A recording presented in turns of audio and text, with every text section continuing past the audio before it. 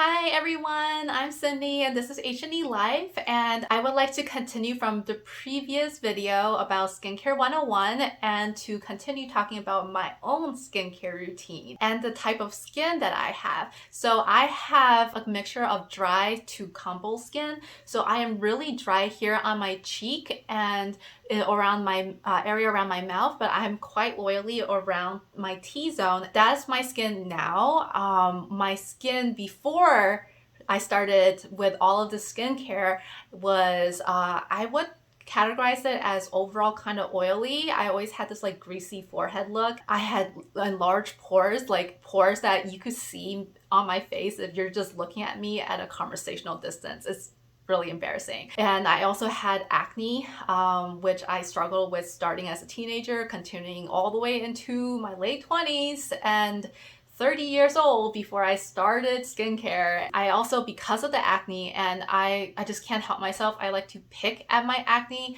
Even if it's like barely ripe, I will just pick at it and I'll pick the scabs off afterwards. It's horrible, but because of that, I have a bunch of dark spots on my face from all of the picking. And I also had skin texture issues where it'd be like lumpy, bumpy, and there'd be, yeah, overall, it was pretty bad. And at least to me, it was pretty bad. I cannot say I had the worst skin in the world because honestly, it wasn't that bad. But in my head, it was horrible. And I hated getting my pictures taken. And I hated especially getting up close picture taken where you could see my skin issue. So it's really hard for me to give you guys a good before and after comparison of what my skin looked like before and after I started skincare, because before my skin was so bad that I did not enjoy taking pictures whatsoever. So I'm actually having trouble finding good close-up headshot to show you how bad it is. But here's the comparison. And well, let me show you what I have as my relatively routine for skincare. So as you guys can tell, I do wear some makeup, and on days I do wear makeup, I use a double cleanse. A double cleanse is one cleanse with some oil-based product. This is a cleansing balm, so it's kind of oil-based. You rub it against your skin, and because it's oil, it will help dissolve some of the foundation stuff that's on my face that are waterproof. And then after I rinse that off, I will go and do a second step, which is a nice gel cleanser at low pH. This is at 5 to 6 pH, so it's at the natural pH of my skin, and this kind of just washes off the oil cleanser and any other dirt that's still left on my face. And then after that, I would go in and use AHA. I guess this is both a physical and a chemical exfoliant in the sense that these are gauze pads.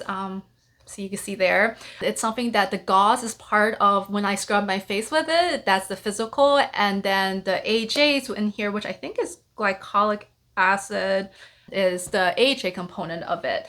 And this is something I will only do maybe once or twice a week. I personally don't think you should be using strong AHAs on your face every day. If you use a toner that has an AHA solution that's meant to be used every day, then that's okay. Like I said, I don't really use a toner. I do have this one. I use it mostly because it's just add additional hydration step to my skin. Given that my cleanser doesn't really dry me out, I can just use a toner for hydration.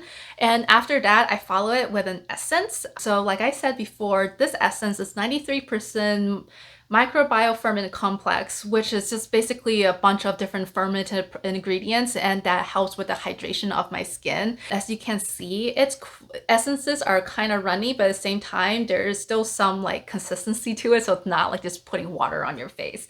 So after my essence, I will usually go on to the serum stage, and what I have currently using is from iUNIK, a Propolis serum. It's mostly propolis extract, but it also has niacinamide in it. So this is where I get my niacinamide.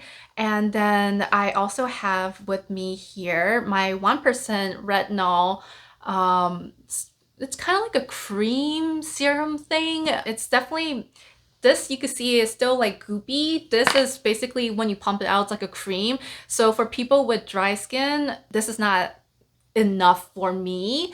But this is the second stage, so retinol esters and retinol.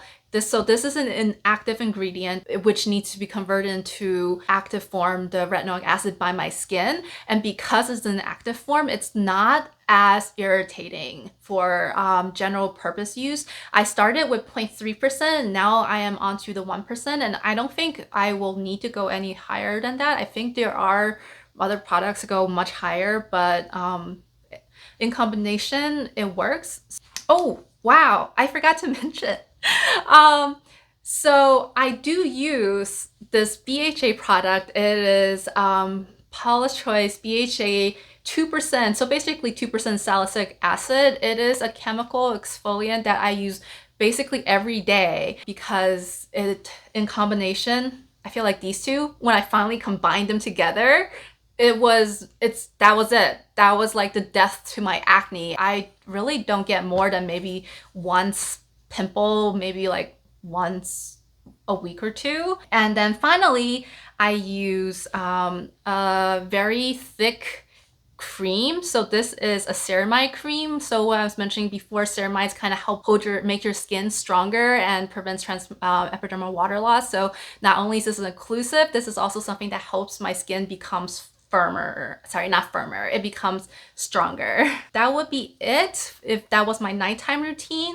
For my daytime routine, I will end everything off with a sunscreen. So this is by Thank You Farmer, and it is at SPF 50, and I think it's PA 3+. So it's good at blocking most of the UVB rays, and it's pretty good at blocking UVA rays. In my morning routine, because I do have dry skin, I tend to skip the cleansers. I definitely do not double cleanse in the morning, and I don't do the balm or the cleanser. I basically just splash my face with water, and then I will go and use my essence, and then I will use a vitamin C. So this is 15% vitamin C with vitamin E and ferulic acid. So I really like this formulation because it is at a very nice concentration of vitamin C.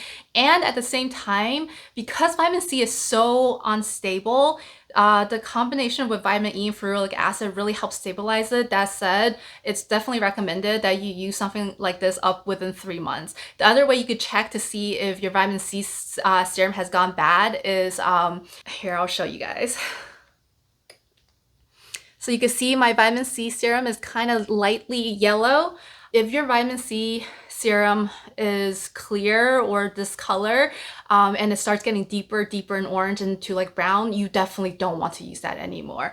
The best thing to keep vitamin C stable is if you expose it to air as little as you can. Keep it really tight, because air is where all of that oxidative stress is. So basically you don't want that to work in the bottle and no longer work on your face.